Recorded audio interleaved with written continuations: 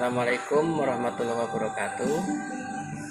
Nama saya Yuda Wahyudi, salah satu pengurus kelompok di Desa Maju, Kecamatan Negeri Katon, Kabupaten Pesawaran. Kelompok kami berdiri tahun 2008 dan diberi nama Kelompok Tani Mekarsari 1. Oke, Mas Wahyudi, dulu awal mula berdiri kelompok Mekarsari 1 itu seperti apa ceritanya, Mas? Awal mulanya terbentuknya kelompok itu karena banyaknya masalah di pertanian kami. Salah satunya ya terkendala kebutuhan pupuk, air sintan, terus juga pestisida. Kami dari beberapa orang itu ngobrol-ngobrol, kita sepakat untuk membuat kelompok.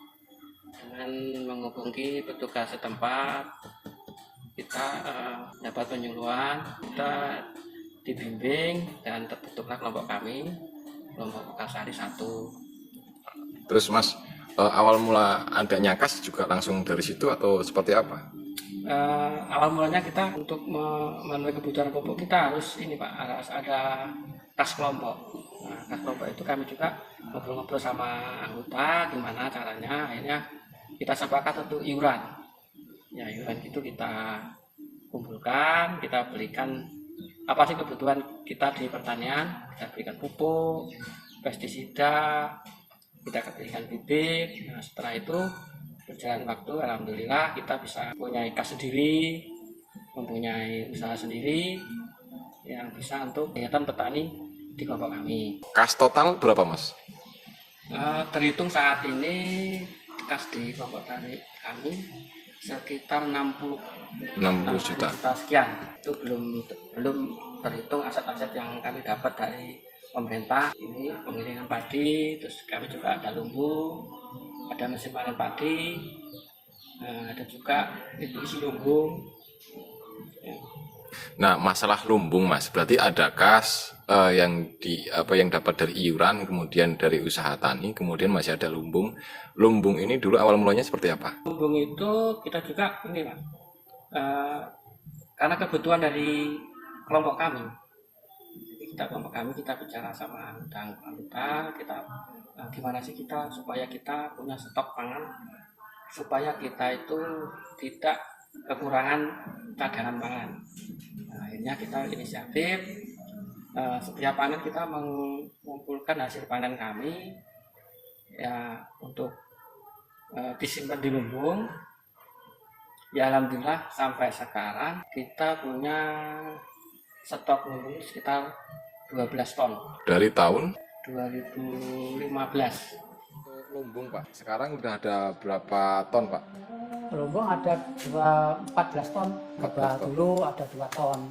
Sekarang udah berjalan 14 ton. Itu disimpan pinjamkan atau ditumpuk aja, Pak? Itu disimpan pinjamkan. Tinggal musyawarahnya gimana. Kalau mau berapa persen supaya asetnya lumbung itu ada ketingkatan gitu loh.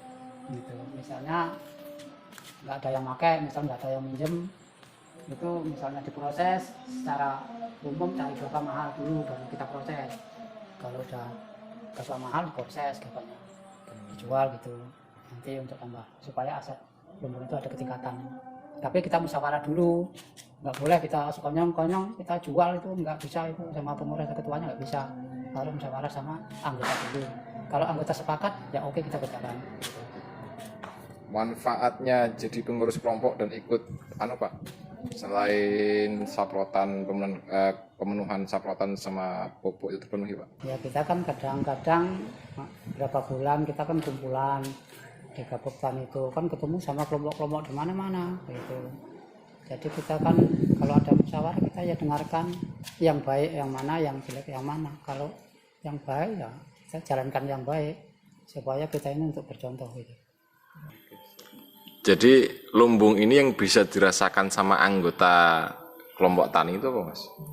Nah, untuk saat ini kami kalau yang kami rasakan di petani itu kita belum pernah kita kehabisan stok untuk makan pasca pengolahan tanah, pupuk, bibit, dan kita ambil dari situ. Kita pinjam di lumbung, kita jual kemudian.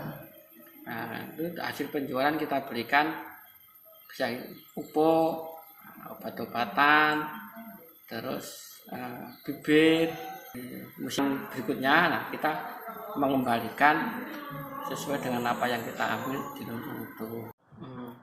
Salah satu yang paling bermanfaat dan saya rasakan bergabung di kelompok tani itu satu, kita selalu dapat ilmu, baik ilmu dari pertanian, ilmu-ilmu yang lain, peternakan, dan kita banyak kenalan dari teman-teman sama petani dari daerah lain. Kita di situ bisa tukar pikiran, tukar pengalaman, terus dari instansi pemerintah juga ada ya, untuk kita berkesan untuk cari solusi permasalahan di pertanian di organisasi kita. Intinya kita nggak rugi ikut di tergabung dengan kelompok tani dari segi ilmu, pergaulan, dan kita selalu dipantau oleh pemerintah. Ya, mungkin kebutuhan apa yang kita perlu kita bisa mengajukan ke pemerintah, ke dinas untuk tindak lanjuti. Terus terakhir Mas, pesan-pesan buat kelompok tani yang lain biar bisa maju kayak kelompok Mekarsari 1. Pesan-pesan kami ke kelompok-kelompok lain, binalah rasa kepercayaan sama sesama anggota, sesama pengurus, dan pengurus ke anggota juga sebaliknya ke anggota dan ke pengurus.